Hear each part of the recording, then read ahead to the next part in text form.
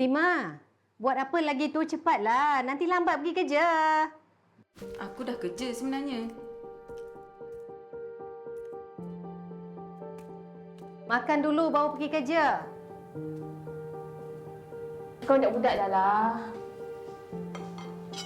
Apa makan sikit sangat? Nanti lapar nanti. Makan lebih-lebih. Tapi dia Macam mana? masih anggap aku macam budak-budak.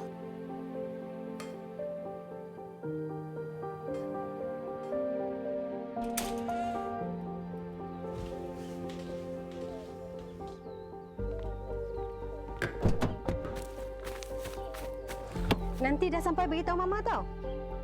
Ya. Ingat, dah sampai kerja beritahu Mama.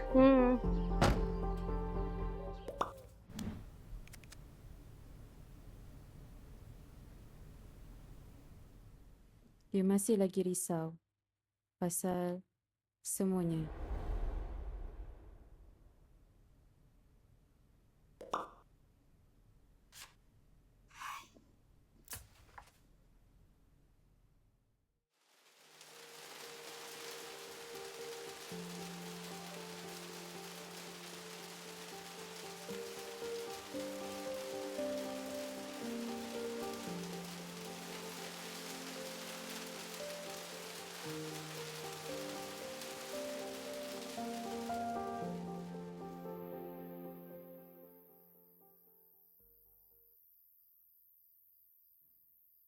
Berapa dia nak balik ni?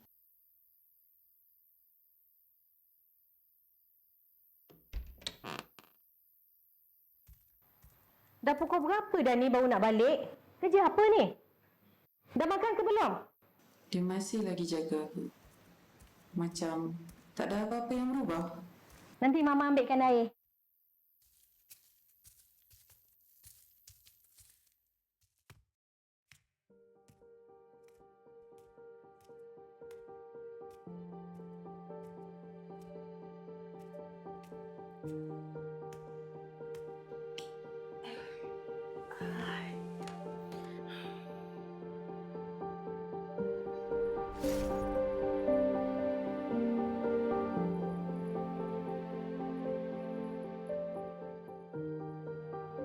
Tapi tanpa aku sedar, ada yang berubah.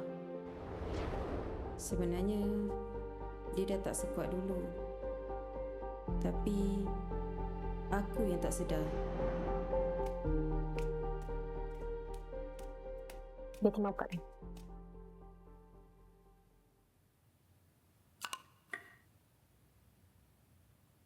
Mama ni dah macam ni pun tetap nak layan Tima macam budak-budak. Mestilah. Tima tu kan anak Mama. Tak apalah, lepas ni Mama jangan risau. Biar Tima jaga Mama. Janji? Janji. Dia tak pernah berhenti menjaga kamu. Tapi jangan lupa, dia juga perlu dijaga.